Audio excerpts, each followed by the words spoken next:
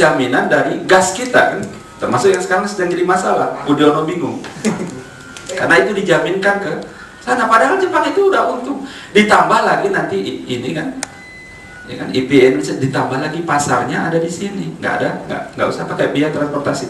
Kita bicara di situ soal yang manufaktur yang berteknologi tinggi.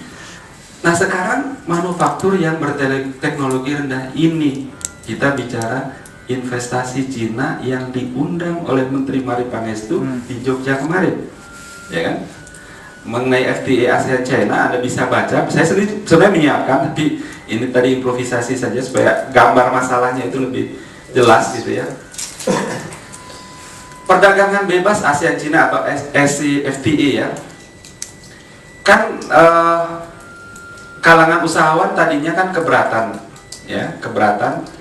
Jadi begini ya, dari tahun lalu, dari tahun 2008 sebenarnya saya banyak sekali nulis soal bahaya ini, tapi nggak ada yang peduli.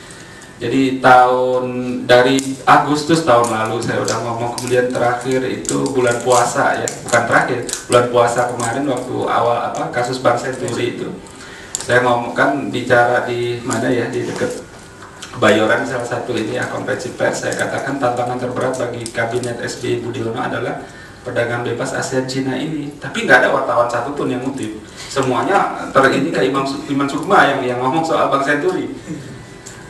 Akhirnya kan baru bulan-bulan terakhir para pengusaha ini nyadar. Ya kan? Bayangkan untuk berhadapan dengan raksasa Cina yang Amerika kedodoran, Uni Eropa kedodoran, hanya 3 minggu dibikin panitia, ketuanya Hatta Rajasa. Sekarang juga udah lupa panitia menghadapi FTA ASEAN. Bayangan 3 minggu. Mas mau tinju lawan siapa yang dari itu? Manny Pacquiao ya. Itu dulu Bahman. Persiapan 3 minggu, siap kuburan aja mas.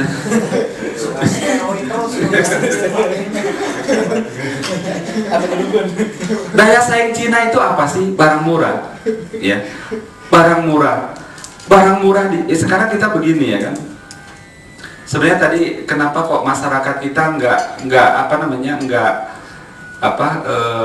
menurut polling di media Indonesia kok nggak aware ya soal, atau nggak prihatin soal ini FTA ASEAN China ini, ya kan? Ini nggak mengherankan mas. Saya juga sebenarnya nggak masalah, nggak ngerugiin saya kok, ya kan? Bagi pengusaha mereka juga nggak dirugikan. Kenapa? Pengusaha kan duitnya banyak. Dengan mudah mereka beralih ke usaha lain, jadi imported, ya kan? Tapi yang jadi masalah adalah buruh-buruhnya, buruh di Ciputat ya, di Tangerang, di Sukabumi, itu yang jadi masalah mereka, gitu kan. Nggak ada urusannya dengan saya, gitu kan. Saya nggak mesti teriak-teriak atau apa, nggak ada urusannya, gitu kan. Ya kan. Pengusaha sendiri kan belakangan juga kan melunak kan. Pengusaha sendiri kan belakangan melunak, ya kan. Terus logika Mari Pangestu kita lihat itu kan padahal kita masih defisit 3,2 miliar dolar ya dalam 3 bulan lah itu. Kuartal pertama. Iya, kuartal pertama. Dia bilang, wah ini kan kita masih justru meningkat perdagangannya antara Indonesia dengan Cina. Aduh mas, yang logis saja ya. Saya dengan kampung sebelah, tadinya ada pajak sekitar 2,5% sampai 5%, pajaknya nggak ada. Otomatis perdagangannya meningkat nggak? Ya meningkat lah kalau dihilangin kan, jadi 0 kan gitu. Otomatis kan meningkat. Itu nggak usah ngomong ya kan? Itu sama sekali bukan prestasi, iya kan? Saya bikin jalan terus dari sini ke sebelah, volume kendaraan meningkat ya wajar, itu bukan prestasi. Tadinya itu ada tambahan biaya 5%, 2,5%, jadi nggak ada kan lebih murah jatuhnya. Ya meningkat dong, dan itu biasa aja kan gitu.